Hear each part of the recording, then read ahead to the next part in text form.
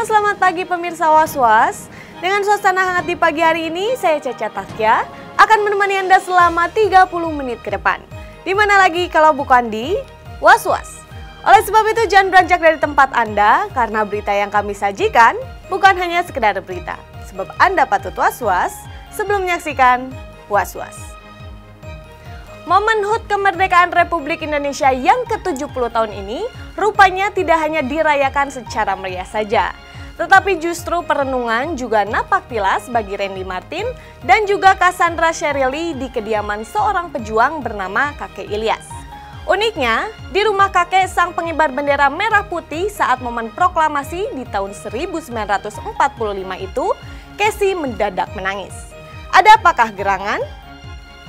Benarkah karena Casey merasa sangat iba melihat kondisi dari kakek Ilyas?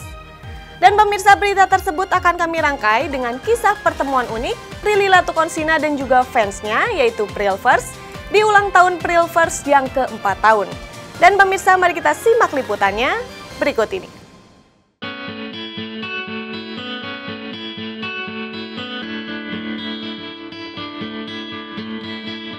Hari ini, Indonesia seolah bergetar gegap gempita merayakan ulang tahun kemerdekaan Republik Indonesia yang ke-70. Uniknya, di balik hingar-bingar momen kemerdekaan 17 Agustus hari ini, Randy Martin dan Cassandra Sherrilly justru memilih cara yang berbeda. Ya, alih-alih ikut larut dalam sukacita perlombaan ataupun aktivitas kepahlawanan untuk memperingati hari kemerdekaan 17 Agustus, Randy dan Casey lebih memilih kompak mengunjungi veteran perang bernama Kakek Ilyas, sang pelaku sekaligus saksi sejarah penting proklamasi kemerdekaan RI di tahun 1945 lalu. Maka sebelum menemui sang kakek Ilyas, Randy serta Casey pun berhenti sejenak untuk membeli buah tangan berupa bendera merah putih untuk sang kakek Ilyas. Berhubung tanggal 17 Agustus, Hari Kemerdekaan Indonesia, kita ingin berkunjung ke salah satu tempat veteran pejuang Indonesia yang dulu. Kamu tahu nggak? Taman makam ya? Bukan, taman makam ini, taman makam pahlawan. Kita mau ketemu sama salah satu sosok yang dulu pernah turut berjuang untuk membela dan terciptanya kemerdekaan Indonesia. Nah, tapi sebelum itu kita lagi di pinggir jalan yang lagi jual bendera merah putih. Nah, kalau gitu sekarang kita mau beli bendera merah putihnya. Habis itu kita langsung mau ke kakeknya. Mau beli bendera, gini berapaan bang? Ini 35 ini mas. 35, nggak kurang lagi? Tidak bisa kurang di kita. Ya udah dah, ini ambil yang ini aja. Ini yang paling gede ya bang? Ada yang paling gede ada. Oh yang ini aja deh tapi. Ini deh, cukup. Ini aja deh. Ini satu ya bang. Sesampainya di rumah kakek Ilyas di kawasan Kalibata, Jakarta Selatan, Randy dan Casey tidak hanya disambut hangat oleh sang kakek, tapi juga diberi kejutan. Pasalnya, Randy dan Casey tak menyangka bahwa kakek Ilyas yang berdiri di hadapannya adalah salah seorang pemuda pejuang dari Satuan Barisan Keamanan Rakyat yang mengibarkan bendera Sang Saka Merah Putih usai Presiden pertama RI Soekarno memproklamirkan kemerdekaan negeri ini tepat pada tanggal 17 Agustus tahun 1945, 70 tahun yang lalu. Iya kayak. Nih kamu duduk sini deh guys. Aku duduk sini. Hari ini Randy mampir ke rumah dalam rangka 17 Agustus nih. Karena Randy dengar kakek ini merupakan veteran tentara atau pejuang, veteran pejuang pada masa sebelum kemerdekaan ya kayak ya. Barisan Keamanan Rakyat. Iya. Nah, saya itu diundang oleh Soekarno ke rumahnya Pegangsaan Timur karena undangan itu adalah untuk meresmikan kemerdekaan 17 Agustus 45 di Pegangsaan Timur Mas Soekarno. Jadi di situ langsung menaikkan bendera merah putih. Jadi kakek sempat menyaksikan ya kayak pembacaan proklamasinya kak? Ada gambar ini. Oh ada gambarnya? Wah pemirsa, jadi kakek Ilyas menyaksikan secara langsung pembacaan teks proklamasi oleh Bapak Proklamator kita, Bapak Soekarno. Ini saya, ini berbeda, ini saya secara pendek, ini Soekarno, ini Hatta, ini Soekarno Singgi, ini Ramawati, Ibu Soekarno. Ini kakek ya? Nah, saya coba pendek. Biar tahu pemirsa. Pemirsa ini ternyata kakek Ilyas juga merupakan pengibar benderanya pemirsa. Pendek. Nah, yang bercelana pendek ini. Nah ini beliau kakek Ilyas. Oh begitu. Namun kekaguman Randy dan Casey mendadak berganti prihatin berkalang sedih ketika mengetahui kondisi veteran yang telah berusia 88 tahun tersebut.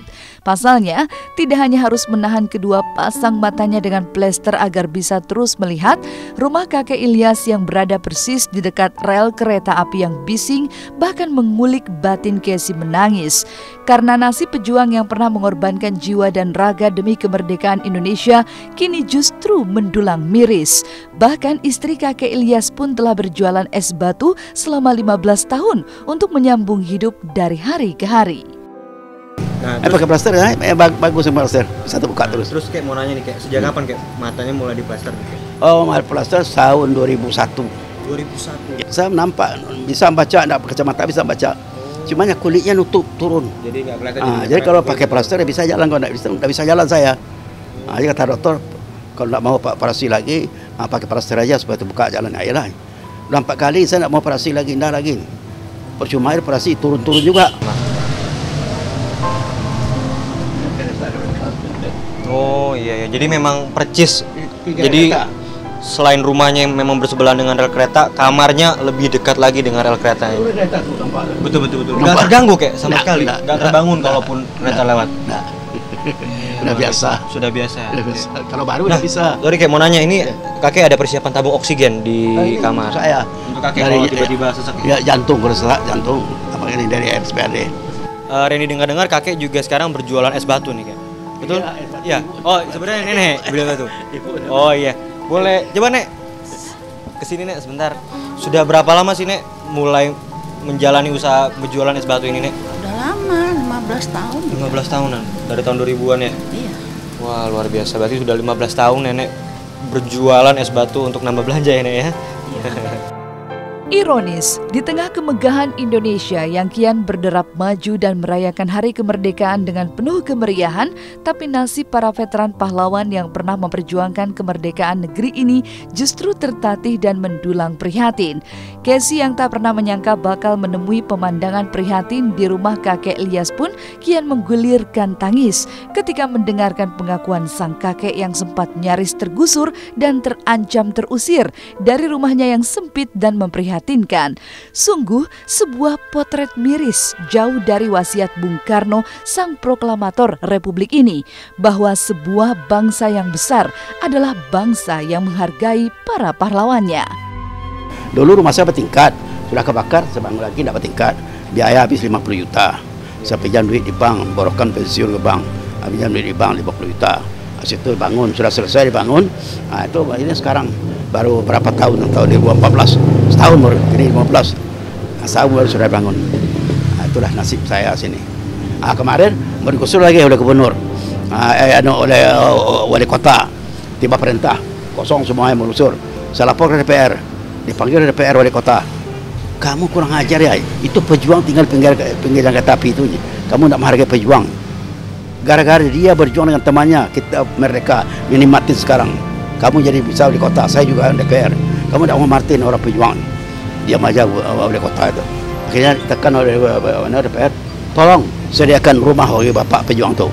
Kalau tidak jangan digusur dia. Janji dia wali kota. Jadi pilihannya bangunkan beliau rumah atau nggak usah digusur? Nggak usah digusur, itu.